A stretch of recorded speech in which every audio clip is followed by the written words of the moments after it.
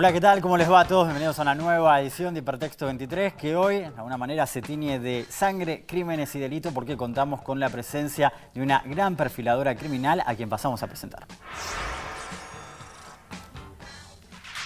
Y hablamos de Laura Quiñones Urquiza. Ella es diplomada en Criminología y Derechos Humanos por el Instituto Universitario de la Policía Federal Argentina. Además, ha asistido a fuerzas policiales confeccionando perfiles criminales y es fuente de consulta en medios de comunicación.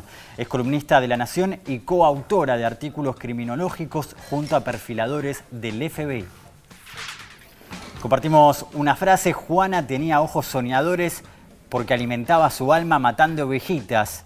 Luego de ser detenida, su mirada quedó vacía. Esta frase corresponde a su flamante libro Rastros Criminales, Anatomía del Crimen Violento.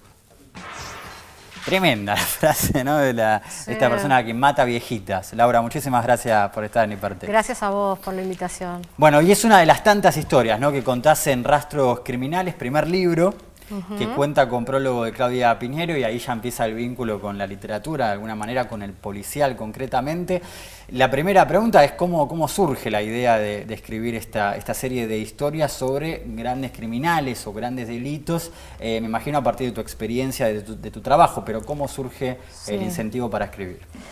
Bueno, una vez yo me especialicé en técnica de perfilación criminal con Vicente Garrido, que es un español. Para mí es uno de los más grandes criminólogos que hay hoy en Europa. Y bueno, él un día estábamos hablando por teléfono y me dice, bueno, a mí me gustaría que escribiéramos algo juntos, un libro juntos. Y yo, wow, digo, no lo puedo creer, o sea, qué emoción que mi profesor me haga esta propuesta. Con el tiempo, bueno, yo estuve buscando casos, otros, y al final, bueno, por motivos personales no pudimos continuar, no pudimos continuar con el proyecto, pero bueno, un día a mí me llama Silvia Itkin de Ediciones B y me pregunta si yo tenía algo escrito, y le digo, mirá, yo tengo la mitad de un libro que iba a coescribir con mi maestro, pero bueno. Ah, lo llegaron a hacer, digamos, llegaron a escribir. Claro, él no pudo, o sea, él tenía otros proyectos aparte de cosas personales, y bueno, con la bendición de Vicente yo pude seguir con los casos que yo había analizado para la parte mía del libro, más otros que bueno, fui incorporando. Sí, decíamos, hay un cuento de Fernando Sorrentino, que es un escritor argentino, que es acerca de una persona que se enamora de una chica, de una vecina, y empieza a indagar en su basura para conocer acerca de su vida, de sus horarios, todo eso. Yo pensaba, se podría hacer una relación en que una sociedad puede conocerse a través de sus crímenes, ¿no?, de alguna manera. Podés entender ciertas cosas de las personas que constituyen una sociedad a partir de los criminales. Compartís eso un poco y tiene que ver con me imagino también con la idea, con tu trabajo de alguna forma, ¿no? Exacto, en realidad yo pienso que el delincuente es un producto de la sociedad y el delito es un modo de expresión. Y cuando digo sociedad no me refiero al resto, me refiero a los primeros vínculos que tiene, o sea, la familia nuclear, los primeros lazos sociales que va formando en los colegios, donde a veces hay signos que son pasados por alto o llegan a ser indiferentes. Por ejemplo, los casos de bullying en los colegios, donde algunos se hacen cargo, otros no.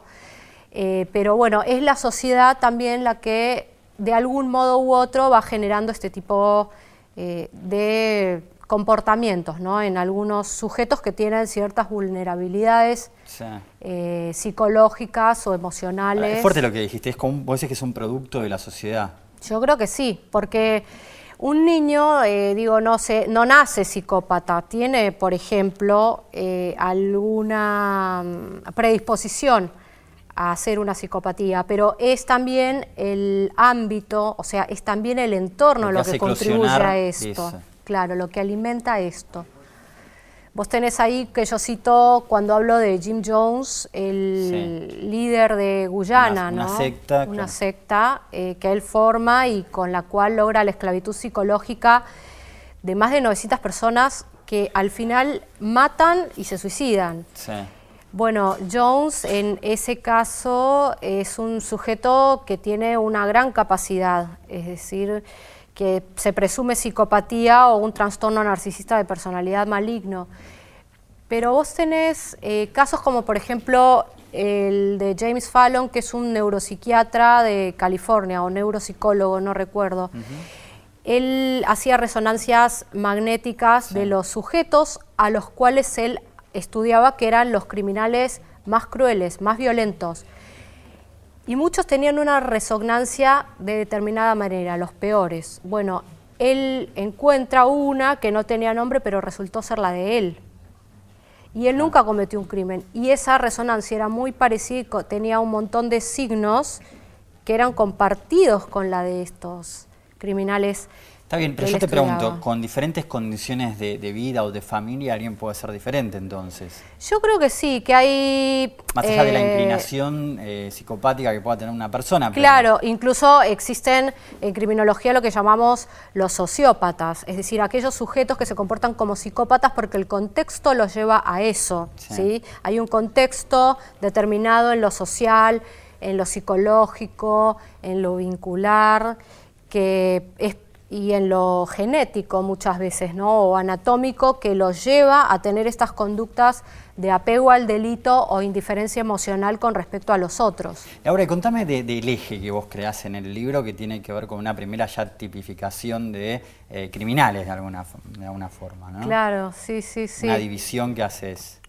Sí, yo por lo general he visto muchos libros con asesinos en serie. Y otros con asesinos en masa, pero estimaba que... Primero contanos la diferencia. ¿Cuál es la diferencia entre asesinos en serie y asesinos en realidad, un asesino en serie es alguien que mata más de 3 personas en escenarios distintos, pero lo hace con un lapso, digamos, que se llama un periodo de enfriamiento emocional determinado, ¿sí? O sea, tiene interrupciones, tiene pausas. Sí.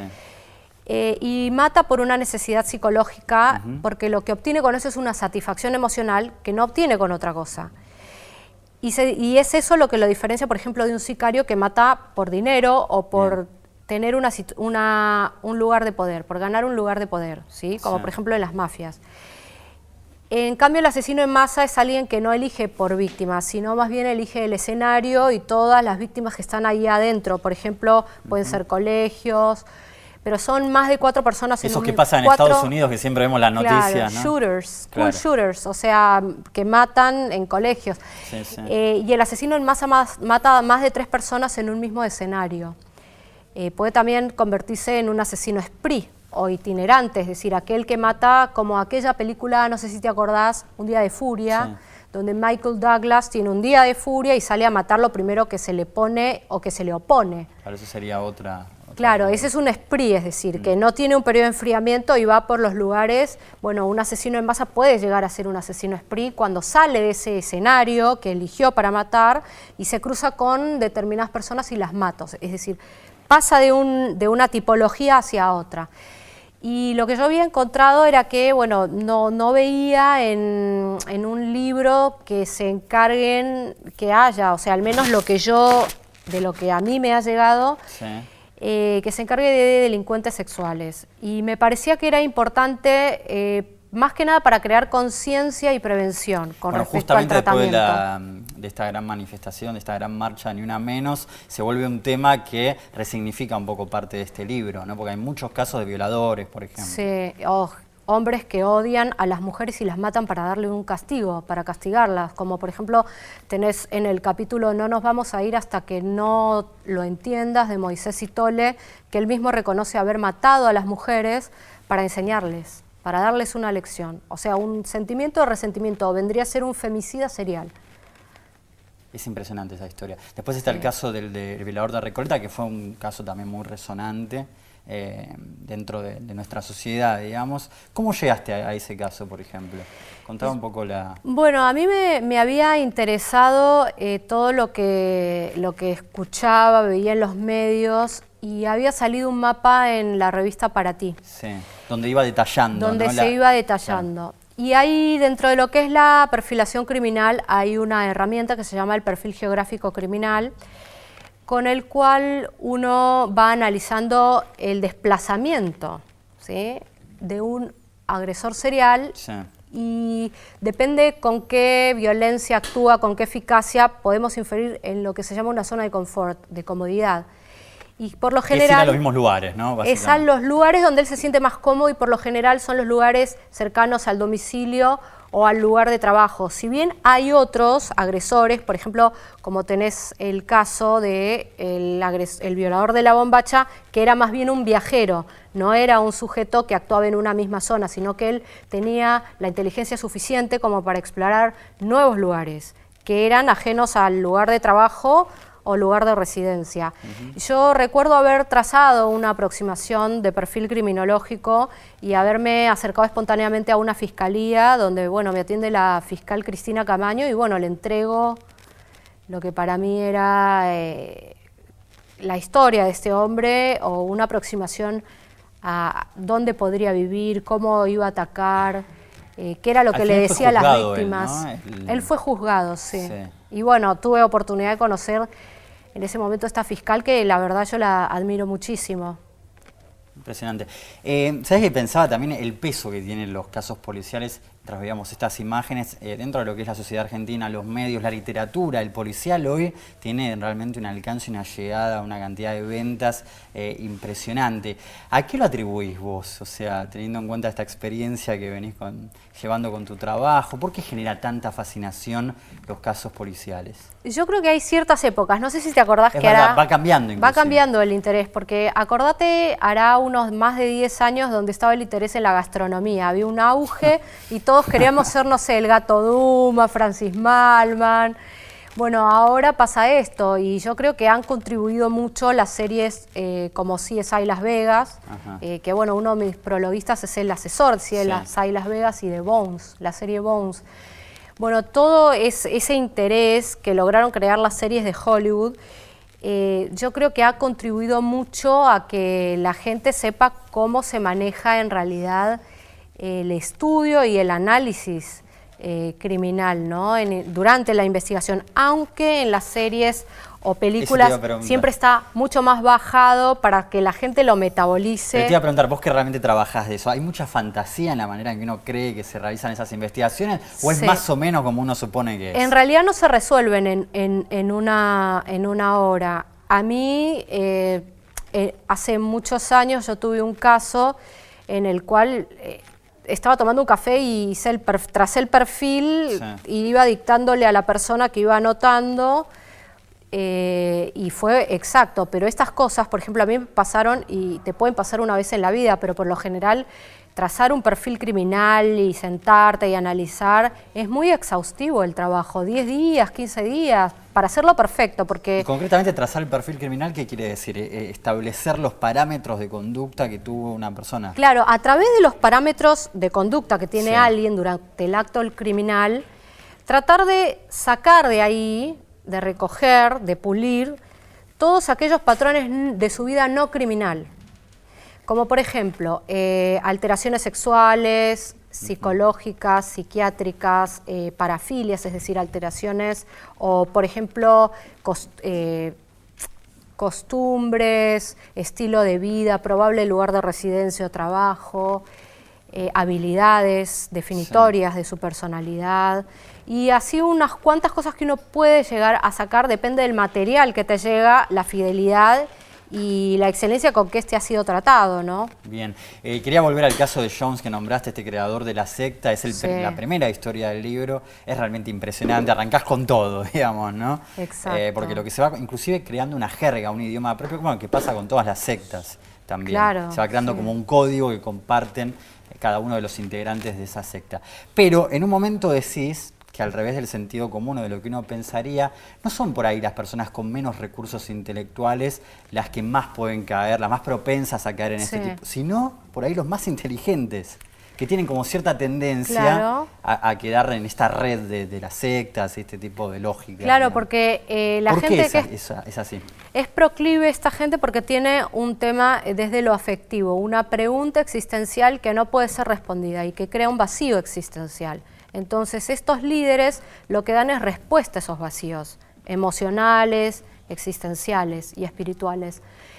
por ejemplo, a diferencia de lo que son organizaciones como ISIS, donde lo que abundan son personas normales, comunes y corrientes que no tienen grandes problemas, sino que ahí se da, por ejemplo, un fenómeno que se llama el mirror hungry y el ideal hungry en inglés, es decir, aquel que está en búsqueda de ser observado, que por ejemplo es el líder que tiene un trastorno narcisista de personalidad, busca ser un espejo de todos. Y está son el cóncavo y el convexo que se unen. El convexo vendría a ser aquella personalidad hambrienta de ideales, es decir, su vida es tan común y corriente, tan normal, tan organizada, tan perfecta, que lo que buscan es algo nuevo, formar parte de algo importante. Es increíble, ¿no? Cómo se puede llegar, claro. Sí. Claro, es notable. Ese caso también creo que te habrá impresionado a vos porque lo contás de una manera muy directa, ¿no? Como muy impactada el primer caso. Sí, yo lo que intento ahí es que sea todo tal cual fue. Tuve acceso a expedientes judiciales de afuera, a ¿cómo se dice?, archivos del FBI, o sea, y yo traté de dar lo mejor en este libro para que se entienda que son... Si bien en una parte del libro yo hablo de monstruos, la conducta de monstruo, porque bueno, es un decir, pero en realidad son conductas humanas que son monstruosas, pero no dejan de ser conductas humanas. Sí, eso es siempre lo que hay que recordar, que son hombres, ¿no? Son seres humanos. Eso es claro. Sí, sí. Eso es lo que es fundamental, porque no es algo fuera de la humanidad, sino que son, y eso es más impresionante tenerlo en cuenta. Bueno, otra característica de esta secta que lo remarcás muy bien, es que les daba lugar a las minorías, a las supuestas minorías, y cómo con esa aparente democratización que había en el ingreso, bueno, terminaba siendo algo súper perverso. Pero qué notable es hasta saber leer esa necesidad social que había en ese momento de la sociedad para llevar a cabo su objetivo, ¿no? Claro, el sentimiento de unidad, ¿no? Donde... homosexuales, por ejemplo, que eran integrados. Eran toda gente que había sido segregada por anciana, claro. Por ser de color oscuro, por ser de color creolé. Sí, sí, sí. O sea, eran en aquella época donde esto se funda, esto comienza, eran creo que 70, los 60. Claro. Claro, justo, porque él empieza en los 60. Sí, sí, sí, pero poco a poco él va generando en ellos un sentimiento como de codependencia. Hay una relación de codependencia que esto se da en el trastorno narcisista de personalidad, donde se necesita ser admirado por algo que uno, digamos, más de lo que se es, pero se necesita sí o sí ser admirado, y quien no te admira pasa a ser tu enemigo. Y de ahí al tema de la soberbia que también nombrás, o cierta, no sé si la palabra que usás es soberbia, pero... Sarcasmo y arrogancia. Claro, ahí está, esa arrogancia que de alguna manera es el elemento común de muchos de estos criminales para ser descubiertos. Es por ese exceso de arrogancia que muchos de ellos terminan siendo descubiertos, ¿no? Claro, porque llega un momento que todo les sale tan bien y vos te das cuenta... Como que se confían, digamos. Que se confían tanto y el ego ya los manda, entonces es todo casi automático, porque pasa a ser con la serialidad una cuestión casi, como dice Vicente Garrido, de supervivencia. Y eso vos lo ves en el caso de Jeffrey Dahmer, donde te das cuenta... Contalo cuál es para sí, es el caníbal de Milwaukee, que bueno, tenía relaciones sexuales con los cuerpos. Él era eminentemente un necrófilo que tenía una fascinación por la muerte y desde chico visceraba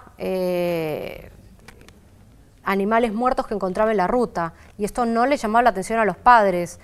Y entonces esto... De hecho, el padre creo que trabajaba de algo... biólogo. Era biólogo, entonces le parecía hasta... Bueno, y tenía algo interesante porque lo tomaba como que el hijo tenía un interés por la taxidermia, pero esto pasa ya de ser un mero interés, digamos, una curiosidad sobre lo que es la vida y lo que es la muerte, ya pasa a sintetizarse en lo sexual, con lo sexual durante la adolescencia. Y bueno... aparece lo que fue el diagnóstico que se le dio finalmente, que era un diagnóstico de borderline, que bueno, ahí está explicado de qué se trata, y vos te das cuenta cómo él, por la falta de conocimiento o el deseo, el no de querer contar lo que le pasaba, pasa a salirse del control, este tipo de pensamientos que él tenía con respecto a la muerte y lo sexual, y empieza a ahogarlos, se da cuenta que están mal, pero empieza a ahogarlos con el alcohol y otras conductas que sustituyen a esto, es decir, lo apagan. Sí. Pero llega un momento que esto surge a pesar del alcohol, cuando ya el alcohol es algo normal en su cuerpo. Entonces, ya no marca ninguna diferencia. Ya no marca absolutamente ahora, ninguna viste que diferencia. siempre se suele escuchar esa frase de que ya estas personas no tienen vuelta atrás o ya no hay nada para hacer. Para vos, ¿cuál sería el límite? Por ejemplo, si pensáramos un límite imaginario dentro de estos criminales, ¿cuáles tienen cierta redención posible o cierta cura?